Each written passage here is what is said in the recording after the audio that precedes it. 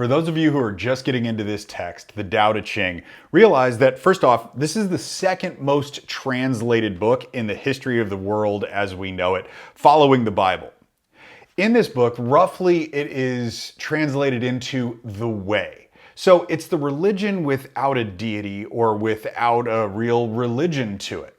And so much of what's in this book affects at least the way that I have lived and things that I have found. So my purpose of this playlist and this portion of the channel is that it'll be 81 videos long. There are 81 verses in the Tao.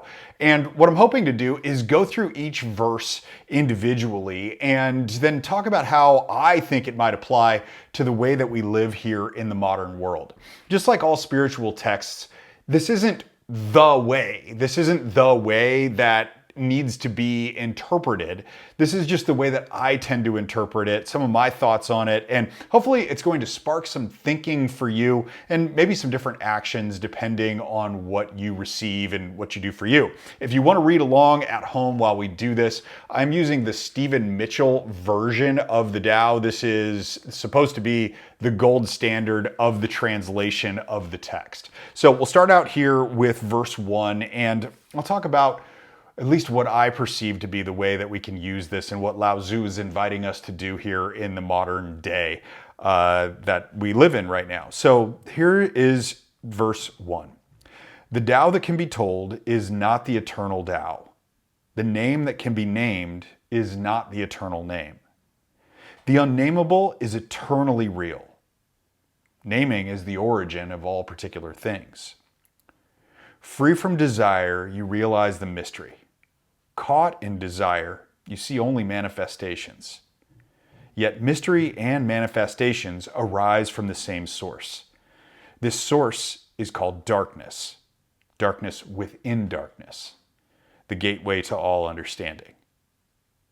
Now, to the untrained eye, which was me when I first started looking at this, I was like, man, that seems terrible. Like darkness within darkness. Because I'd always taught that darkness was bad. Like the light was good, darkness was bad. In Star Wars, Luke Skywalker wore white, Darth Vader wore black, light, dark. And so how is it that this eternal force is darkness? Well, what I've come to realize since is that it's simply talking about how it's something we can't perceive. None of our five senses that we have as human beings are something that we can use to perceive the Tao. Yet it's all around us all the time.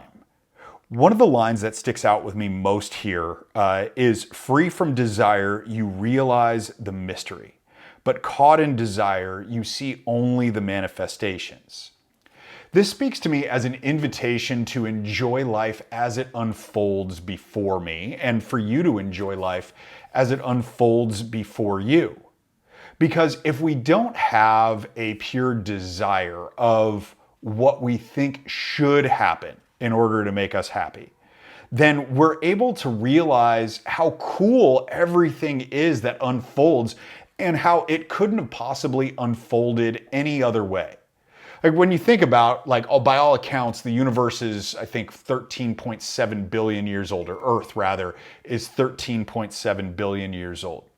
When we realize how many things had to happen in the exact way that they happened, and they could not have happened any other way over those 13.7 billion years, for you to be exactly where you are right now, for the way that your life is to be the way your life is exactly right now, it's kind of mind-blowing. Because if you think about your great-great-great-great-great-great-great-great-great-grandfather went to a watering hole on some particular day, and your great-great-great-great-great-great-great-great-great-great-great-grandmother, I think I got the right number of greats in both of those, hadn't just gotten over a cold and gone to the watering hole that same day so they could get the basic necessity of life and drink water, then you wouldn't be here. And to think about that mystery is absolutely crazy. This can also be the desire to figure things out. So if you really want to understand the workings of the universe and you want to understand how everything is and why everything is, naturally your human mind, according to Lao Tzu, is going to create what that is. So that's the manifestation. When you're caught in desire, you only create manifestations. That means your lens on what you want something to be versus just allowing what's there to be there and be content with it. So Lao Tzu is asking us and inviting us to stop trying to figure everything out. When we look at this in our modern lives, there's a lot of things we try to reverse engineer. We try to figure out, well, what do the most successful people do and how can I just emulate what they did? Or somebody's got some life hack that will help me accomplish a lot more in a lot shorter period of time. We try to figure everything out. And so we're constantly on the way to someplace. This manifestation of our idea of what better looks like to us all the time.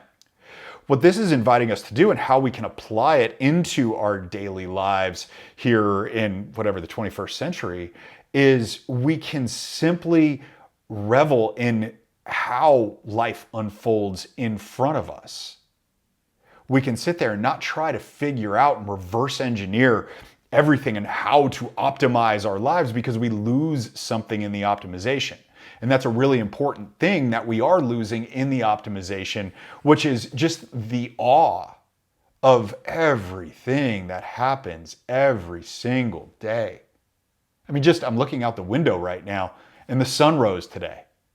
Like trying to figure out how the sun rose, I'm sure mathematically there's some way to figure it out. But wouldn't it be easier and wouldn't it be better? Wouldn't you feel better if all you did was just revel in that mystery, knowing that you're never going to be able to figure it out because that Tao, that eternal force, is what brought it up. It's something that can't be perceived with any of our senses. That's why it's darkness within darkness is the source of all things. It might as well be lightness within lightness. The reason why it's not in this text is because we can perceive things in the light. When you're fumbling around in the dark, you have to trust that whatever is there is going to be exactly what you need.